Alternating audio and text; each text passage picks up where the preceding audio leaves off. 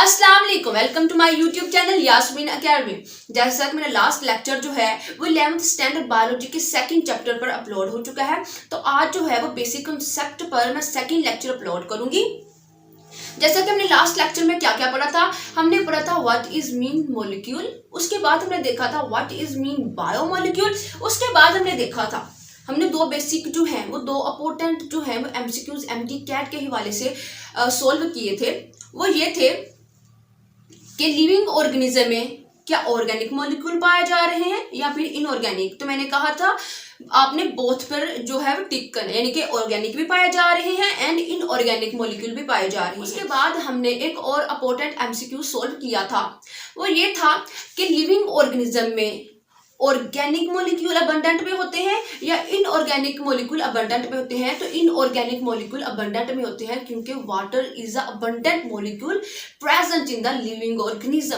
तो last lecture में मैंने आपको बायोकेमिस्ट्री भी बता दिया था, बायोकेमिस्ट्री की डेफिनेशन वहां बताई थी और अच्छे तरीके से आपको समझाया था। लेकिन एमटी कैट में आपको सीधे सीधे सवाल नहीं दिए जाते, एमटी कैट में आपको घुमा फिरा के क्वेश्चन दिए जाते हैं। तो एमटी कैट के लिहाज से जो है आज इस लेक्चर में थोड़ी बहुत आपको मैं अंडरस्टैंडिंग करवाऊंगी। तो बायोकेमिस्ट्री के लिहाज से बायोकेमिस्ट्री में से जो एमसीक्यूज आते हैं आपको एमटी कैट में, आज जो है वो मैं आपको वो सोल्व करवाऊंगी। तो हमने क्या पढ़ना है आज? Biochemistry. What is mean biochemistry? तो क्या बनना है? बिस्मिल्लाहिर्रहमानिर्रहीम, बायो केमिस्ट्री।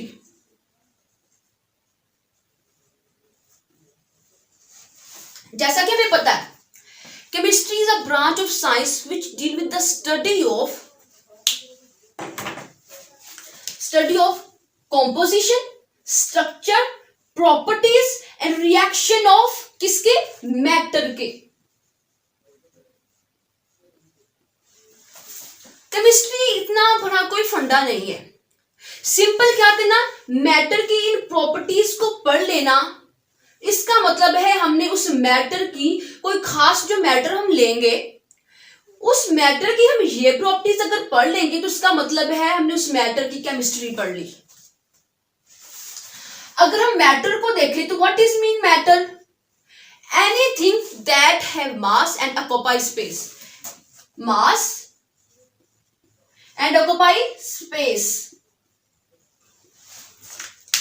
इस बोर्ड मार्कर का मास भी है और ये स्पेस भी ऑक्यूपाई कर रहा है। जैसे व्हाइट बोर्ड के पास मास भी है और ये काफी सारा जो है वो स्पेस भी घेर रहा है, क्योंकि इसने ये वॉल पे लगा हुआ है तो इस वॉल के ऊपर इसने काफी सारी स्पेस घेरी हुई है।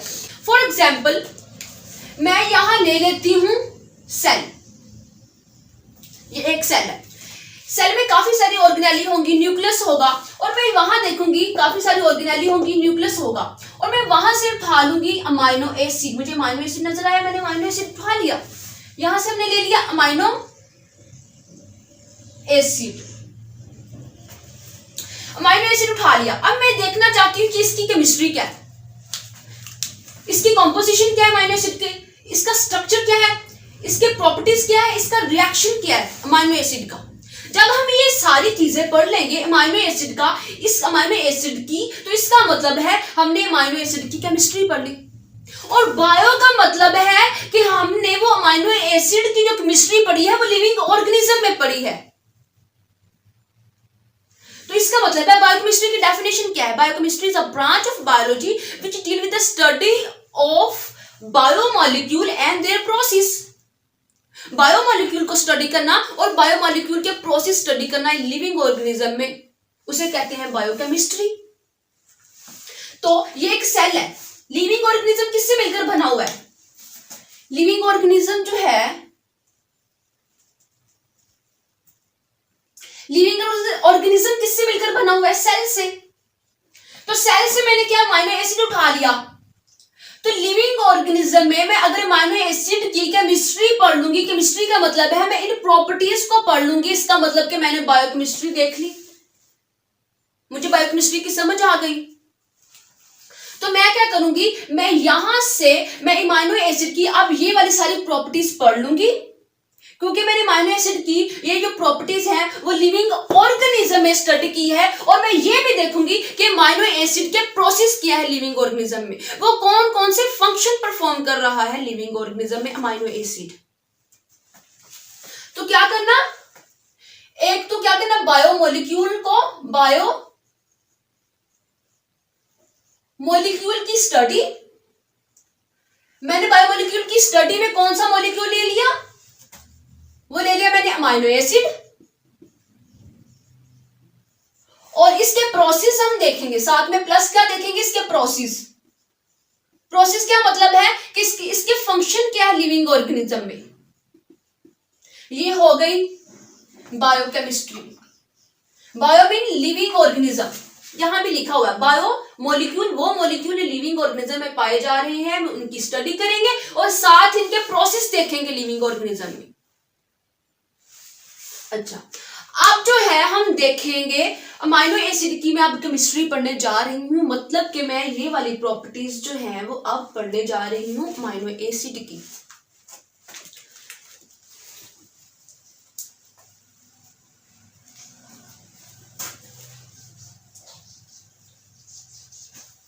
मैं यहां अमाइनो एसिड लिख लेती हूं, अमाइनो एसिड। अब मैं देखना चाहती हूं what is composition of amino acid. Composition जो है, टर्म जो है, आप इस तरह अंडरस्टैंड कीजिए। फॉर एग्जांपल आप चिकन रेसिपी बनाना चाहते हैं, तो चिकन रेसिपी बनाने के लिए आपको जो जो इंग्रेडिएंट रिक्वायर हैं हम उनको कहेंगे कंपोजिशन। फॉर एग्जाम्पल आपने चिकन रेसिपी बनानी है, चिकन रेसिपी के लिए आपको चिकन चाहिए, ऑयल चाहिए, देन आपको टोमेटो चाहिए, आपको साल्ट चाहिए, आपको गार्लिक चाहिए। तो जो जो इंग्रेडिएंट, मतलब के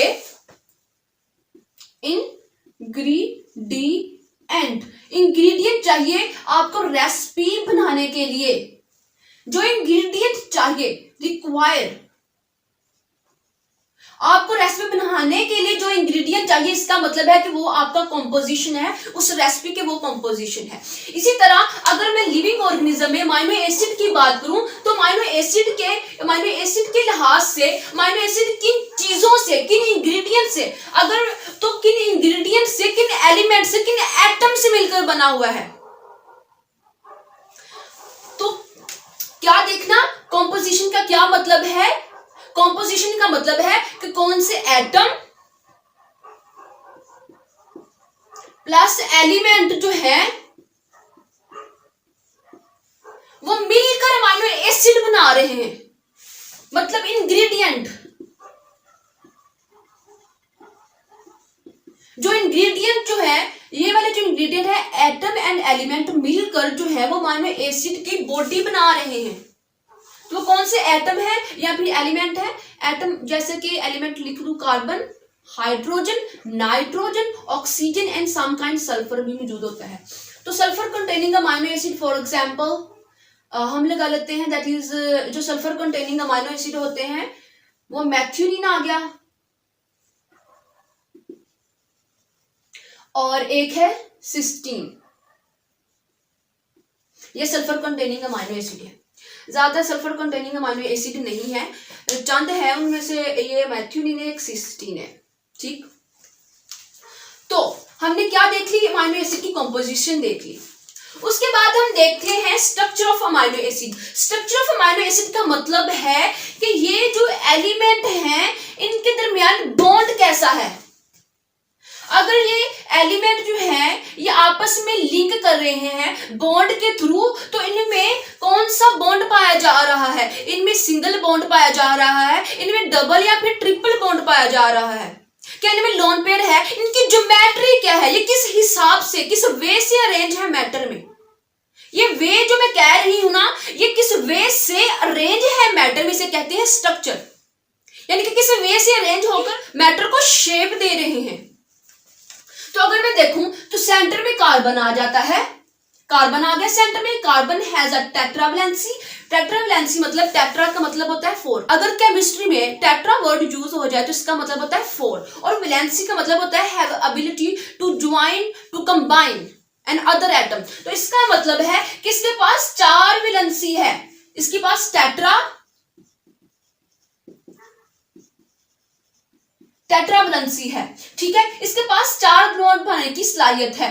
तो एक तरफ इसकी तरफ आ जाएगा अमाइनो ग्रुप, यानी कि नाइट्रोजन आ गया एंड हाइड्रोजन आ गया, ठीक। एक तरफ आ जाएगा कार्बोक्सिल ग्रुप, ऑक्सीजन आ गया, कार्बन आ गया। ये है अमाइनो ग्रुप,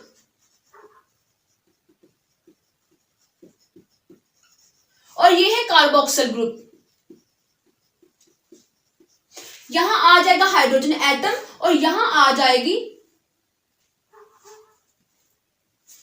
साइड चेन, जिसे कहते हैं आर को कहते हैं साइड चेन।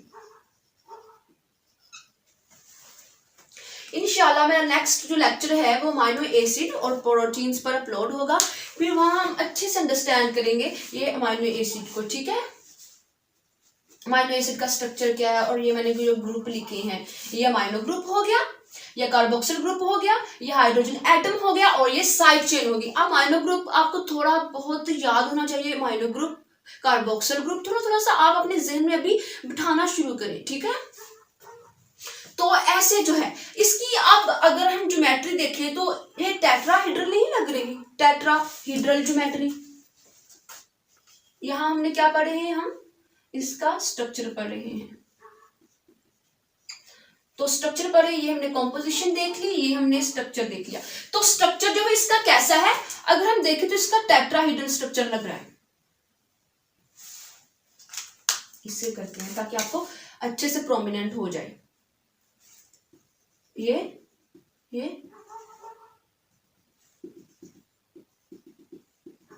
तो इसका टेट्राहेड्रल सा ना स्ट्रक्चर लग रहा है। टेट्राहेड्रल स्ट्रक्चर है अमाइनो एसिड का। तो अमाइनो एसिड का कौन सा स्ट्रक्चर है, टेट्राहेड्रल। टेट्रा मीन 4 और हेड्रल मीन फेसिस, यानी कि 4 फेसिस जिसके हों, 1 2 3 4 फेसिस हैं। यहाँ फिर हेड्रल का मतलब होता है लेग्स, तो जिसके 4 लेग्स होंगे, 1 2 3 4 लेग्स हैं, तो इसका मतलब है इसकी ज्योमेट्री कौन सी है, टेट्राहेड्रल। इसके बाद हम यानी कि हम ज्योमेट्री को स्ट्रक्चर भी, शेप भी कह सकते हैं। उसके बाद हमने देखना कि what is mean properties of amino acid. क्या पढ़ना हमने, हमने 2 चीजें पढ़ ली, अब हम जो है तीसरी पढ़ने जा रहे हैं, प्रॉपर्टीज। प्रॉपर्टीज जो है वो 2 काइंड की होती हैं। किसी भी मैटर की प्रॉपर्टीज जो है वो 2 टाइप की होती हैं। एक होती है फिजिकल प्रॉपर्टीज और दूसरी होती है केमिकल प्रॉपर्टीज। आपने अपने माइंड में मेरी डेफिनेशन को अच्छे से बिठा लेना है, ये बहुत इंपॉर्टेंट है, क्योंकि 9th 10th 11th और 12th में ये डेफिनेशन बार बार यूज होती है, केमिस्ट्री में, बायो में। तो सबसे पहली definition, physical properties. Physical properties वो प्रॉपर्टीज होती हैं जिसको हम उस वक्त ऑब्जर्व करते हैं जब उस मैटर की कंपोजिशन में चेंज ना आए। मतलब कि ये जो मैंने कंपोजिशन लिखा है, इस कंपोजिशन में अगर अमाइनो एसिड की इस कंपोजिशन में चेंज ना आए, तब जो हम वो मैटर की प्रॉपर्टीज को ऑब्जर्व करेंगे, that is the physical properties. क्या मतलब, फिजिकल प्रॉपर्टीज उस वक्त ऑब्जर्व करेंगे हम अमाइनो एसिड की, जब अमाइनो एसिड की इस कंपोजिशन में चेंज ना आए, मतलब कि यहां ऑक्सीजन की जगह कोई और एलिमेंट ना आए, XYZ कोई और एलिमेंट ना आए। जब और एलिमेंट नहीं आएगा, यहां ऑक्सीजन का ऑक्सीजन ही रहेगा, इसका मतलब है इसकी कंपोजिशन में चेंज नहीं आया, तो इसका मतलब है कि हम फिजिकल प्रॉपर्टीज पढ़ रहे हैं। फिजिकल प्रॉपर्टीज उस मैटर की उस वक्त ऑब्जर्व करते हैं जब उसकी कंपोजिशन में चेंज नहीं आए। बस आपने ये डेफिनेशन याद रखनी है। तो हम कैसे किसी मैटर की या फिर अमाइनो एसिड की, कैसे वो हम पता चलेगा कि मैं अमाइनो एसिड की फिजिकल प्रॉपर्टीज पढ़ रही हूं। तो हम इसको ऐसे भी लिख सकते हैं कि फिजिकल प्रॉपर्टीज में कौन कौन सी एग्जाम्पल आती हैं। वो आता है कलर, यानी कि देखकर जो चीजें फिजिकल स्टेट से, फिजिकल प्रॉपर्टी जो फिजिकल स्टेट से रिलेट करे, ठीक है, वो आ जाता है कलर। जिसे हम साइट से अपनी मतलब कि आंखों से सेंस से देख सकें, ठीक है, कलर। और आ जाता है इसमें मेल्टिंग पॉइंट,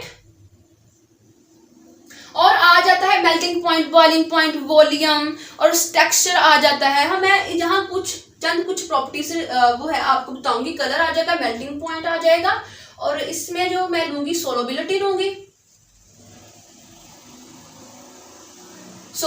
लूंगी, और इसमें मैं लूंगी और colour, melting point, boiling point, solubility. और अगर मैं केमिकल प्रॉपर्टीज की बात करूं,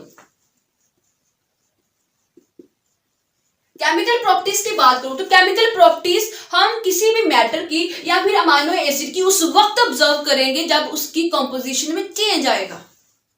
आसान है, इसकी कंपोजिशन में चेंज नहीं आना चाहिए। इसकी कंपोजिशन में जब मैटर की इस केमिकल प्रॉपर्टीज में जब मैटर की कंपोजिशन में चेंज आएगा, तब हम जो है कहेंगे कि हम केमिकल प्रॉपर्टीज को ऑब्जर्व कर रहे हैं।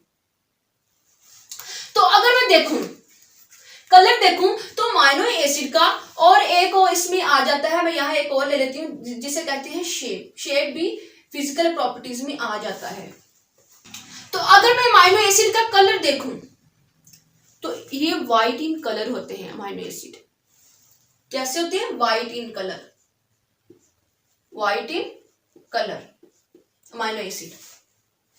और इनका मेल्टिंग पॉइंट जो होता है वो अबव 200 होता है, 200 centigrade temperature. Also example of physical properties. तो यहाँ टेम्परेचर आ गया 200, अबव 200 टेम्परेचर है इसका, ये इस टेम्परेचर पर मेल्ट होगा।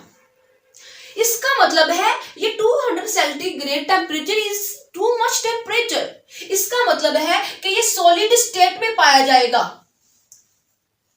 सॉलिड स्टेट में अमाइनो एसिड पाए जाएंगे। अगर सॉलिड स्टेट में पाए जा रहे हैं तो इसका मतलब है इनमें आयनिक प्रॉपर्टीज शो होती होगी।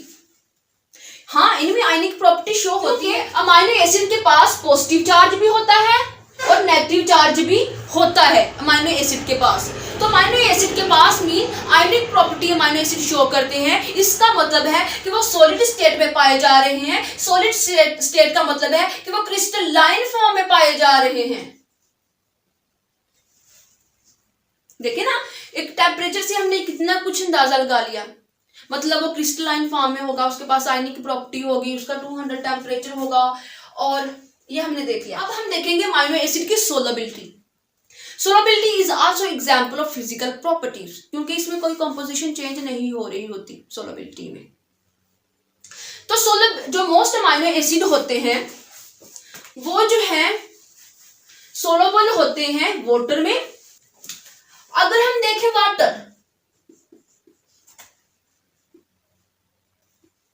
वाटर को एंड ऑर्गेनिक सोलवेंट को, तो वाटर क्या ऑर्गेनिक सोलवेंट है या फिर इनऑर्गेनिक सोलवेंट है? हम ये देख रहे हैं सोलबिलिटी, हम यहां देख रहे हैं solubility is also example of physical properties. तो इसका मतलब है मोस्ट अमाइनो एसिड जो होते हैं वो सोलबल इन वाटर। वाटर जो है वो इनऑर्गेनिक सोलवेंट है। हम यहाँ डिफरेंस भी देख लेते हैं। What is difference between inorganic solvent and organic solvent. जैसा कि मैंने लास्ट लेक्चर में बता दिया था कि ऑर्गेनिक एंड इनऑर्गेनिक कंपाउंड में क्या डिफरेंस होता है। और यहाँ हम देख लेते हैं इनऑर्गेनिक मतलब कि जिसमें कार्बन और हाइड्रोजन जो है वो इकट्ठे नहीं पाए जा रहे, और जिसमें कार्बन एंड हाइड्रोजन इकट्ठे पाए जा रहे होंगे दैट इज ऑर्गेनिक। और ऐसा सोलवेंट जिनमें ये इकट्ठे पाए जा रहे होंगे वो ऑर्गेनिक सोलवेंट होगा। और जिसमें कार्बन और हाइड्रोजन इकट्ठे नहीं पाए जा रहे होंगे वो इनऑर्गेनिक सोलवेंट होगा। For example alcohol, for example water, और हम देख लेते हैं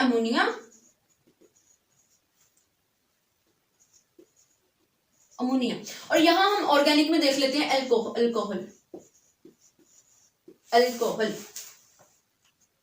तो मोस्ट अमाइनो एसिड जो ज्यादातर सोलबल होते हैं वो वाटर में होते हैं। इसका मतलब है कि वो सोलबल नहीं होते, इनसोलबल होते हैं किसमें? ऑर्गेनिक सोलवेंट में।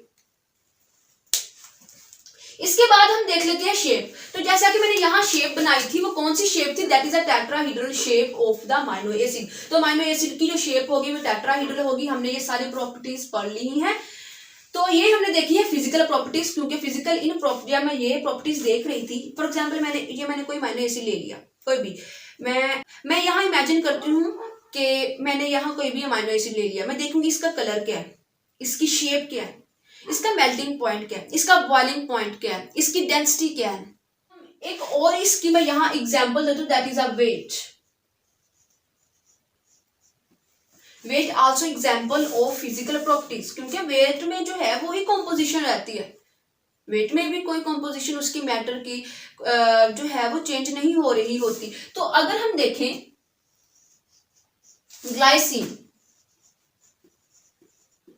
ग्लाइसिन का जो वेट होता है दैट इज 75.07 ग्राम पर मोल। तो हमें यहां से शो हो गया कि लिविंग ऑर्गेनिज्म में, अब मैंने कहा जिसका मास हो, ये मोलिकुलर मास है, यानी कि मैटर क्या हुआ, जिसके पास अपना मास होगा, वेट होगा, ये मोलिकुलर वेट है इसका।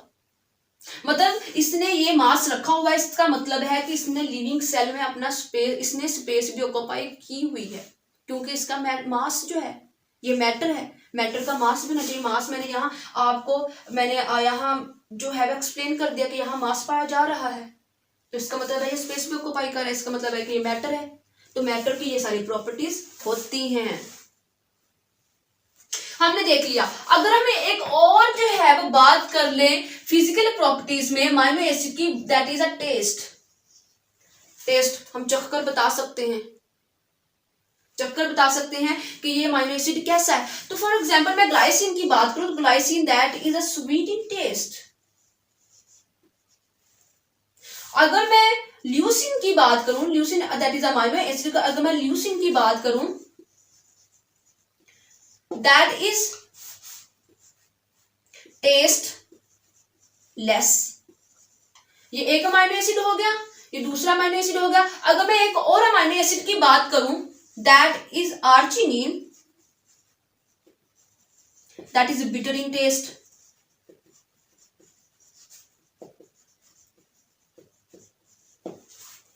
तो हमने कौन कौन सी प्रॉपर्टीज फिजिकल प्रॉपर्टीज में पढ़ ली। पहले हमने देखा colour, melting point, solubility, shape, weight, taste. इनमें फिजिकल प्रॉपर्टीज ये हमने पढ़ी है फिजिकल प्रॉपर्टीज। और फिजिकल प्रॉपर्टीज इन सारी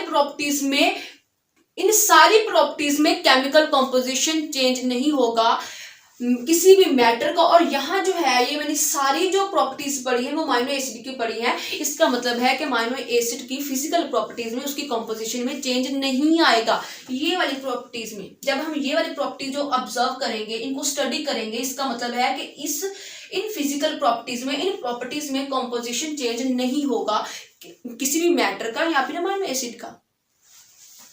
इसके बाद हम देख लेते हैं केमिकल प्रॉपर्टीज। क्या केमिकल प्रॉपर्टीज वो प्रॉपर्टीज होती हैं जिसमें मैटर की कॉम्पोजिशन में चेंज आए, तब ही हम वो ऑब्जर्व कर सकते हैं। इनमें डिफरेंस यही है। तो केमिकल प्रॉपर्टीज कौन सी प्रॉपर्टीज हुई, वो तब ऑब्जर्व होंगी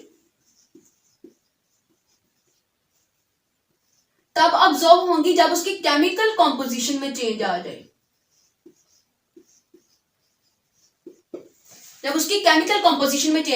तो रिएक्शन और केमिकल कॉम्पोजिशन जो है वो मैं आपको एक ही एग्जांपल से समझा देती हूँ। For example that is amino acid. ये एक अमाइनो एसिड है। अमाइनो एसिड जो है इसमें जो कंसेप्ट आ जाएगा रिएक्शन में या फिर केमिकल प्रॉपर्टीज में, वो आ जाएगा रिएक्टेंट एंड प्रोडक्ट का। यानी कि यहाँ जो है वो अगर मैं HCl से, हाइड्रोक्लोरिक एसिड से रिएक्ट करवाऊं तो यहाँ कोई प्रोडक्ट बनेगा। मतलब कि अब इस अमाइनो एसिड की कॉम्पोजिशन में चेंज आ जाएगा और यहाँ जो प्रोडक्ट होगा वो इन दोनों का कॉम्बिनेशन होगा। इन दोनों का क्या कॉम्बिनेशन होगा। तो अब जो है वो अमाइनो एसिड की कॉम्पोजिशन में चेंज आ गया। इसका मतलब है कि अब इसकी केमिकल प्रॉपर्टीज जो है वो चेंज हो चुकी हैं अमाइनो एसिड की।